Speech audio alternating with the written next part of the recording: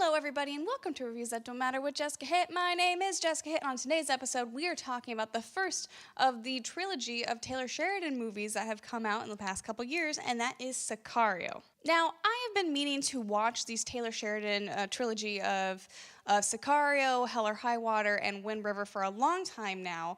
I remember when Sicario came out, it was getting great reviews, and I really wanted to see it then. And then Hell or High Water came out last year, and I was like, God, I should really see that because it's getting another more great reviews. And then Wind River came out, and I'm like, that looks really up my alley. I need to see these movies. Never saw them in the movies, in the movie theater.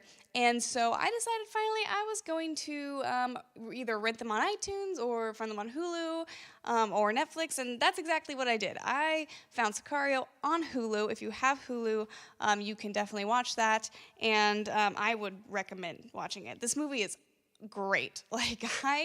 This is probably my favorite of the Taylor Sheridan trilogy, and obviously these aren't like connected like a regular trilogy. This is kind of what he calls his like first trilogy of movies. And Sicario with, I think it was Denis Villeneuve who directed this film. Let me double check that one. Yes, it was Denis Villeneuve who also did Our Rival, who did Blade Runner 2049. So if you're into those, definitely check this out. This has a stellar cast. Emily Blunt, David Kaluuya. It has Josh Brolin, Benicio del Toro. It has Jon Bernthal, who just kind of popped up in this movie. Was not expecting it, but I was very happy about that. I will say this is not for the faint of the hearted. Is that the saying? I don't think so, but we're gonna go with it, because why not, right? I mean, things like that is literally why this is called Reviews That Don't Matter, because they don't matter and the facts aren't right. If you've not heard of this movie, or if you don't really know the plot of it, basically it takes this sort of, I would say, more of a new type of FBI agent. She's in, I believe she's more into, not hostage, I think it's drugs. I think it's really about drug hunting and finding these sort of like safe houses type of thing. And she kind of gets recruited by Josh Brolin's character and Benicio del Toro's character in a way to help them out with this sting operation where they're trying to get this sort of El Chapo figure. And, you know, it's just kind of like, it's basically told through her eyes and seeing exactly how this organization is being run. It's not the FBI that they're involved with. I think they are the FBI, but they just say they're not. It's definitely one of the U.S. government things, and what seems to be very illegal activities that they're kind of doing to get this. They pair up with Benicio del Toro, which is this very strange figure that we don't really know where he's from, like who he's affiliated with, like really what he's doing there specifically. And so it's really Emily Blunt's character trying to figure out and piece all the puzzles, the pieces of the puzzle together. I am not speaking well today, but you know, we're gonna keep filming this. Oh well. And I will say, I think there's 3 parts of this film that like really, really stand out to me, and that is the opening, which takes place in Chandler, Arizona, I believe it is, or Chandler, New Mexico. It's one of those two. I think it's Arizona, but not 100% sure. Where it kind of opens on Emily Blunt's FBI task force raiding this house for drugs, and there's a bit of a shootout, and then they basically, do I want to spoil this part? Is like the first 5 minutes of the movie, so it's not really. They find a whole bunch of dead bodies. Like, they find like 50 dead bodies. So it's like a mass grave almost. Actually, yeah, that's exactly what it is. It's a mass grave.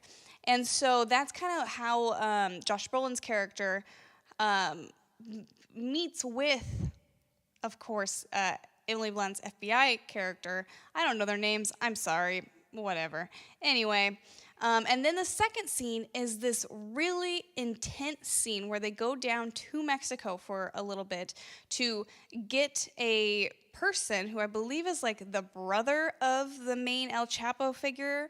I believe it was, or someone at least connected to him very, very strongly, and then bring him back across the border, and it's like really tense. You see like this really dark side of Mexico, and a certain part of the city that they go into. I don't remember exactly which city it was, and how it's got sort of a corrupt police corps, and it's got like people hanging from the bridges, and it's just like really, really like crazy, and then there's like this crazy shootout on the highway and with a whole bunch of civilians around, and it's just like you don't know how any of this is happening. And of course you're seeing this through Emily Blunt's character's eyes, and she is while she shows herself as trying to be very like by the book, and she's that FBI agent that like is straight and narrow, she's also, I think that they show in these things, willing to take risks that she needs to, especially to stay alive.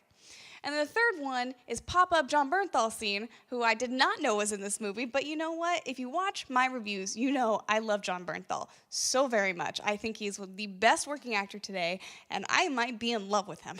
And he's a very minor character in this movie, but I just think that there's something about him that really just shines in every movie that he's in, and he has great chemistry with almost anybody, especially Emily Blunt. I was just like, I'm totally here for this. And you know, I was just so invested in this whole storyline and these characters, even the ones that you weren't necessarily supposed to be like really hooked on. Like, I feel like you get hooked onto them and you want to know what's happening, and then they kind of twist it and you find out who Benicio del Toro's character kind of is, and it switches from Emily Blunt's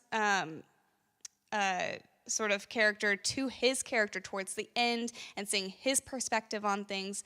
And I think it was just fantastically written and directed and acted, and I cannot believe that this was not nominated for an Academy Award that year. That's a damn shame, especially because I looked at it.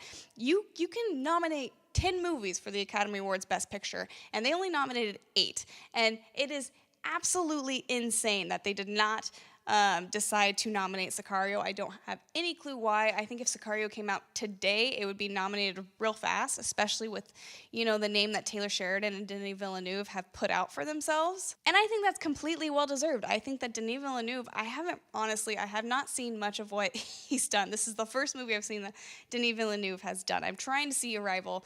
I just, sometimes, when you're looking at it and you're just like, I just don't feel like this tonight.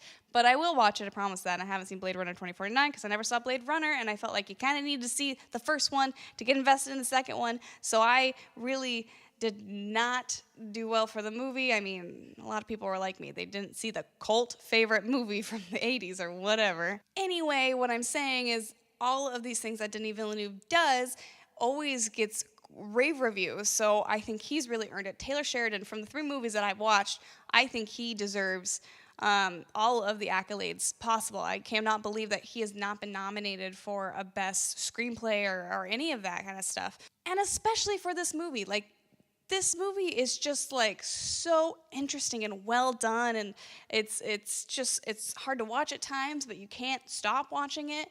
And so it's just mind-boggling to me that it was not nominated for anything. But then again, the Academy Awards are the Academy Awards, and they don't always nominate things that they should. And if you were wondering, I would definitely recommend this movie to a lot of people. I don't know if I would recommend it to every person, just because there are parts of it that are a little hard to watch, and I think you really have to enjoy film in general to really love it. I can see some people maybe seeing it being a little bit slow, which I do not, but I can see people doing that. But screw them, because they're wrong. Okay, I hope you guys liked this review. If you did, give it a thumbs up. Comment down below what are your thoughts on Sicario. And also, don't forget to subscribe. I make videos Monday through Friday. You'll be getting the Gifted finale tomorrow. I'm very excited about this one. I love this show. If you are not watching my reviews, if you're not watching the show, you should. They come out every Tuesday. Or Monday night, and then I review every Tuesday. Also, Hell or High Water and Wind River are coming up this week. I'm going to continue on with Taylor Sheridan theme kind of week. And yes, we're getting there. Okay, bye.